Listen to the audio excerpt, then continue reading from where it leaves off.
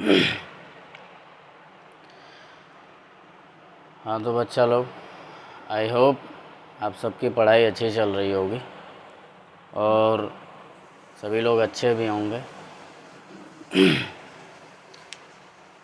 Class 12 physics के chapter number 1 में 3 parts already uploaded हैं, तो जिन्होंने उन 3 पार्ट्स को नहीं देखा है वो जा कर के देख सकते हैं, ताकि अगला लेक्चर यानी कि ये वाला लेक्चर क्लियर हो।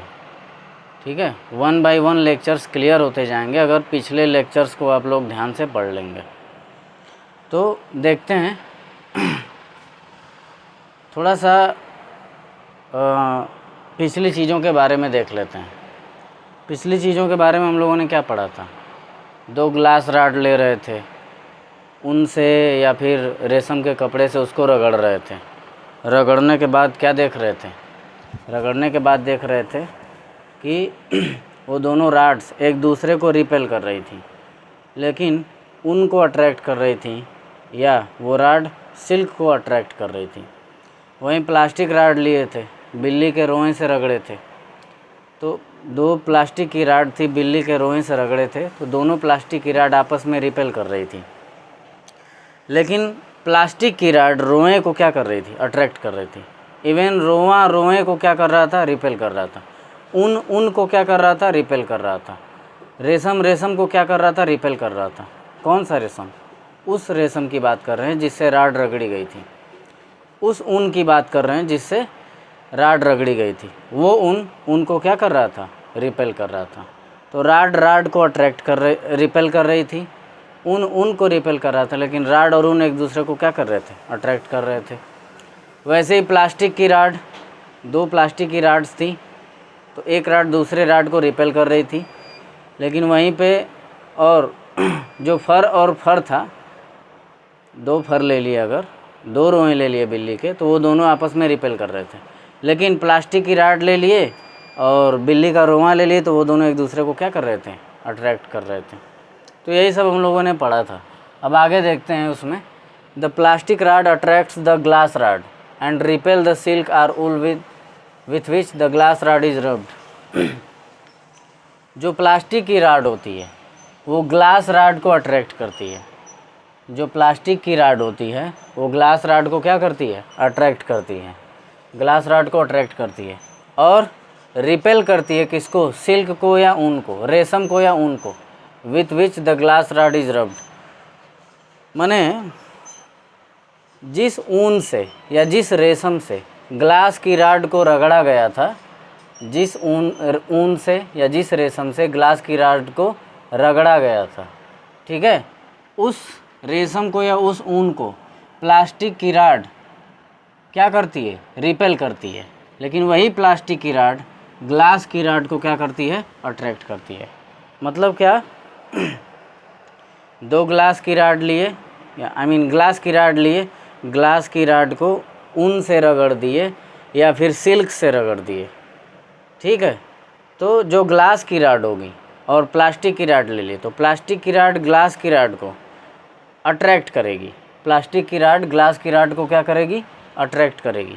लेकिन वही प्लास्टिक की रॉड उस ऊन को या उस रेशम को रिपेल करेगी जिस ऊन से या जिस रेशम से ग्लास की रॉड को रगड़ा गया था। अब आगे देखो, the glass rod repels the fur. अब आगे के कंसेप्ट में ये है कि जिस फर को प्लास्टिक रॉड से रगड़ा गया, जिस रोए को प्लास्टिक के रॉड से रगड़ा गया, उस रोए को ग्लास की रॉड क्या करेगी? रिपेल करेगी। तो यहाँ क्या देखने को मिल रहा है? ग्लास की रॉड को सिल्क या ऊन से रगड़े थे, ग्लास की रॉड को रेशम से या ऊन से रगड़े थे, तो उस ग्लास की रॉड को प्लास्टिक रॉड क्या कर रही है? अट्रैक्ट कर रही है। लेकिन वही प्लास्टिक रॉड उसी रेशम या उसी ऊन को, कौन से रेशम को और कौन से ऊन को? जिससे ग्लास रॉड को रगड़ें, उसको रिपेल करती है। ठीक है। अब इसके बाद आगे जो हम देख रहे हैं कि जो ग्लास रॉड होती है वो रिपेल करती है फर को, यानी ग्लास की रॉड फर को रिपेल करती है। कौन से फर को रिपेल करती है? कौन से रोए को रिपेल करती है? उस रोए को रिपेल करती है जिस रोए से प्लास्टिक राड को रगड़ा गया था। जिस रोए से प्लास्टिक राड को रगड़ा गया था उस रोए को ग्लास राड क्या करती है? रिपेल करती है। अब आगे एक एक्सपेरिमेंट दिया हुआ है, ये चाहें तो आप सभी लोग कर सकते हैं। ये सब भी तो एक्सपेरिमेंट ही था। A plastic rod rubbed with fur. अगर प्लास्टिक की राड को रोए से रगड़ा जाए, बिल्ली के रोए से रगड़ा जाए, प्लास्टिक की राड को बिल्ली के रोए से रगड़ा जाए और 2 स्मॉल पिथ बाल्स, छोटी छोटी पिथ माने खुज्जा होता है, खुज्जे की बाल्स होती हैं, तो 2 छोटी छोटी खुज्जे की बाल लेनी है और उनसे टच कराना है। एक प्लास्टिक राड लेनी है, प्लास्टिक की राड को बिल्ली के रोए से रगड़ना है, फिर उस प्लास्टिक की राड को टच करवाना है। किससे?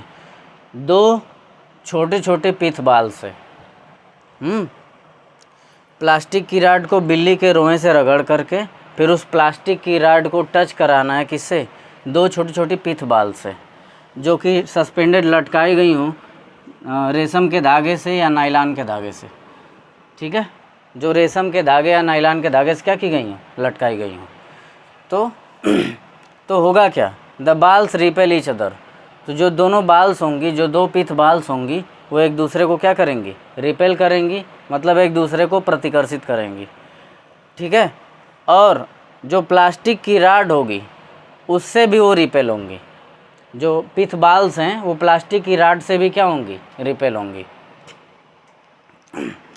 हाँ, फिर से देखते हैं इसको। एक प्लास्टिक की राड लेनी है, बिल्ली के रोए से उसको रगड़ना है। प्लास्टिक की राड को किससे रगड़ना है? बिल्ली के रोए से, और फिर उसको टच कराना है 2 छोटी छोटी खुज्जे की बाल से। उसको टच कराना है 2 छोटी छोटी खुज्जे की बाल से, और वो दोनों गेंद लटकाई गई हों किससे? रेशम के धागे से या नायलॉन के धागे से। तो क्या होगा?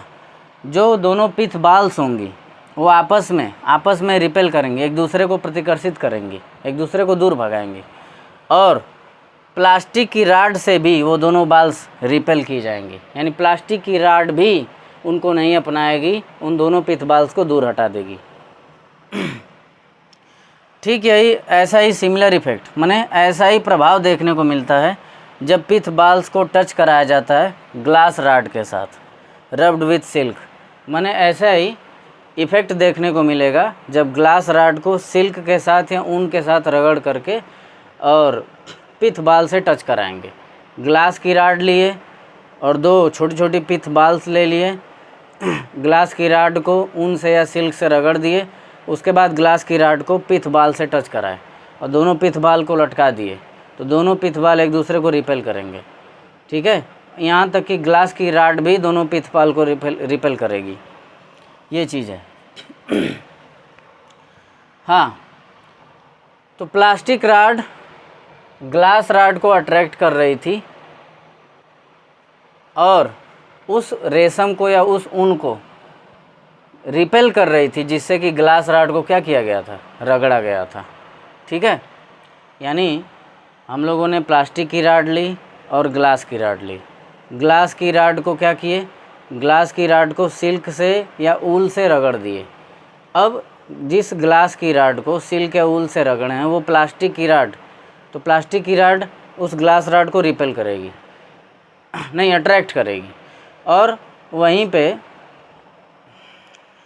जो रेशम या ऊन है, वहीं पे जो रेशम या ऊन है जिससे कि ग्लास राड को रगड़ा गया है, प्लास्टिक राड उस रेशम और उसी ऊन को क्या करेगी? रिपेल करेगी। फिर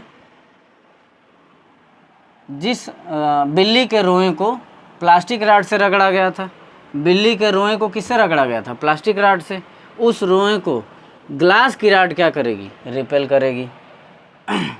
और अगर क्या किया जाए कि प्लास्टिक की राड ले ली जाए और उसको बिल्ली के रोए से रगड़ दिया जाए, प्लास्टिक की राड ले करके बिल्ली के रोए से रगड़ दो और उसको टच कराया जाए 2 छोटी छोटी पिथ बाल से, 2 छोटी छोटी खुज्जे की बाल से उसको टच कराया जाए, जो कि दोनों पिथ बाल लटकाई गई हों रेशम के धागे से या नायलॉन के धागे से।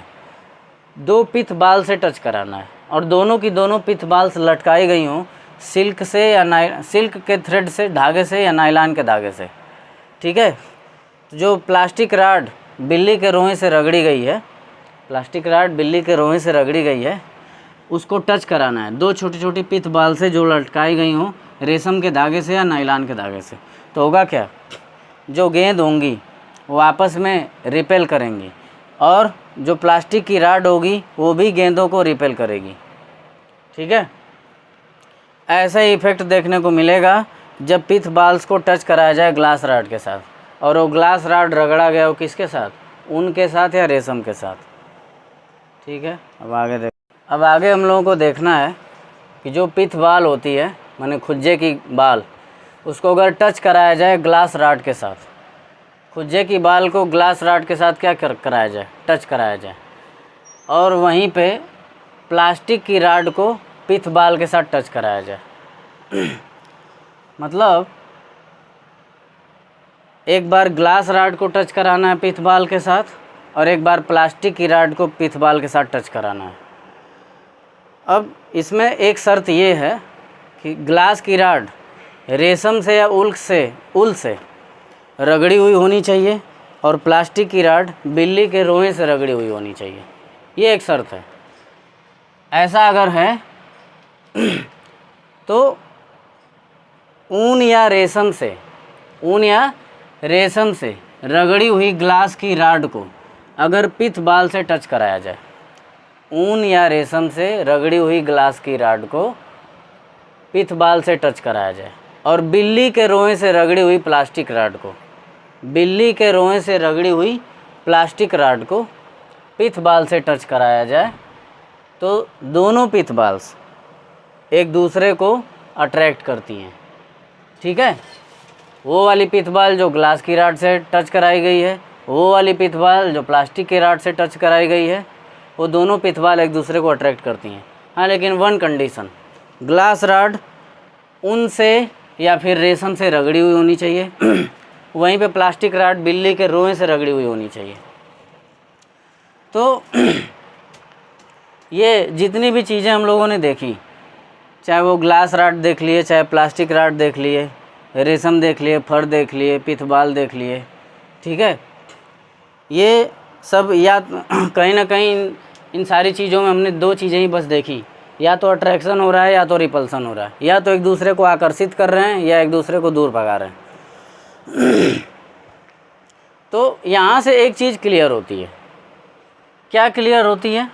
The body is like glass, नहीं, ओनली 2 काइंड्स ऑफ इंटाइटी, माने 2 तरीके की इंटाइटी हैं, 2 तरीके की इंटाइटी का मतलब अमूर्त तत्व, ऐसे एलिमेंट जिनको हम बना नहीं सकते, बस इमेजिन कर सकते हैं कि हैं। तो केवल 2 तरह की इंटाइटी हैं, which is called electric charge, जिन्हें हम क्या कहते हैं, वैद्युत आवेश कहते हैं या इलेक्ट्रिक चार्ज कहते हैं। 2 तरीके की इंटाइटी है जिनको हम क्या बोलते हैं, इलेक्ट्रिक चार्ज बोलते हैं। अब जो बॉडीज़ थी, जैसे कि ग्लास राड, प्लास्टिक की राड, रेशम हुआ, बिल्ली का रोआ हुआ, पिथ बाल हुआ, ये क्या हो जा रही थी, इलेक्ट्रीफाइड हो जा रही थी। इलेक्ट्रीफाइड होने का मतलब दे एक्वायर एन इलेक्ट्रिक चार्ज। किसी भी ऑब्जेक्ट के इलेक्ट्रीफाइड होने का मतलब होता है कि उसके अंदर क्या आ गया, इलेक्ट्रिक चार्ज आ गया। उसके अंदर भूत नहीं आ गया, क्या आ गया, इलेक्ट्रिक चार्ज आ गया। ठीक है। तो अगर किसी भी तरह की बॉडी है, ग्लास है, प्लास्टिक की राड है, रेशम है, रोआ है, पिथ बाल है, ये अगर बोला जाए कि ये इलेक्ट्रीफाइड हो गई, मतलब इनके अंदर भूत आ गया। भूत नहीं आ गया, क्या आ गया, इलेक्ट्रिक चार्ज आ गया। ठीक है। कैसे आया, ऑन रबिंग, रगड़ने से। तो जब भी रगड़ते हैं चीज़ें गर्म हो जाती हैं तो वो इलेक्ट्रीफाइड हो जाती हैं। इलेक्ट्रीफाइड होने का मतलब उनके अंदर क्या जाता है, इलेक्ट्रिक चार्ज आ जाता है, मतलब इलेक्ट्रॉनों का ट्रांसफ़र होना शुरू हो जाता है एक ऑब्जेक्ट से कहाँ, दूसरे ऑब्जेक्ट में। जैसे ये मार्कर हमने लिया, बालों में से रगड़ा, ठीक है, तो होगा क्या, जहाँ पे इलेक्ट्रॉन ज़्यादा होगा, अगर मेरी बॉडी पे इलेक्ट्रॉन ज़्यादा हुआ तो बॉडी से ट्रांसफ़र होगा इस मार्कर पे, मार्कर पे ज़्यादा हुआ तो मार्कर से ट्रांसफ़र होगा किस पे, बॉडी पे। किसका ट्रांसफ़र होगा, इलेक्ट्रॉन का, मतलब चार्ज का। अब यहाँ से 2 चीज़ें हमको देखने को मिलती हैं। क्या देखने को मिलती हैं कि जो लाइक चार्जेज होते हैं वही रिपेल करते हैं, जो अनलाइक चार्जेज होते हैं वो अट्रैक्ट करते हैं। माने समान आवेश एक दूसरे को प्रतिकर्षित करेंगे और असमान आवेश एक दूसरे को अट्रैक्ट करेंगे। कैसे पता कि कौन समान है कौन असमान है? देखो, जब दो राड ले रहे थे, दो ग्लास की राड ले रहे थे, रेशम में रगड़ दे रहे थे, इसको भी रेशम में रगड़ा, इसको भी रेशम में रगड़ा, ठीक है, इसको भी रेशम में रगड़ा, इसको भी उसी जगह रगड़ा, इसको भी उसी जगह रगड़ा, और जब पास में लेकर के आए दोनों रिपेल कर रहे थे। इसका मतलब ये है कि भाई इसको रेशम से रगड़े थे तो इसको भी रेशम से रगड़े थे, इसमें जो चार्ज आया था वही चार्ज इसमें भी आया था, तो सेम चार्ज आया था और ये क्या कर रहे थे? रिपेल कर रहे थे। अब वहीं पे ये राड जो है उनको क्या कर रही थी? अट्रैक्ट कर रही थी। ये राड उनको क्या कर रही थी? अट्रैक्ट कर रही थी। या ये राड, ग्लास की राड प्लास्टिक की राड को क्या कर रही थी? अट्रैक्ट कर रही थी। अब एक को किससे रगड़ा गया है? ऊन से रगड़ा गया, एक को बिल्ली के रोए से रगड़ा गया है, ठीक है। एक में अलग चार्ज आया, एक में अलग चार्ज आया है ना। तो दो अलग अलग चार्जेज एक दूसरे को क्या कर रहे हैं? अट्रैक्ट कर रहे हैं। हमको कैसे पता चला कि दो समान आवेशी एक दूसरे को रिपेल करते हैं? वो इस तरह से पता चला है कि एक ग्लास की राड लिए और उसको रगड़ दिए रेशम के कपड़े में, दूसरी ग्लास की राड लिए उसको भी रेशम के कपड़े में रगड़ दिए, दोनों को सेम जगह रगड़े हैं और दोनों को पास ला रहे हैं तो रिपेल कर रहे हैं। इसका मतलब दोनों में सेम आवेश आया है और दोनों में सेम आवेश आया और दोनों एक दूसरे को क्या कर रहे हैं? रिपेल कर रहे हैं। तो यहीं से पता चलता है कि समान आवेश एक दूसरे को प्रतिकर्षित करेंगे, रिपेल करेंगे, और असमान आवेश यानी अनलाइक चार्जेस एक दूसरे को अट्रैक्ट करेंगे यानी आकर्षित करेंगे।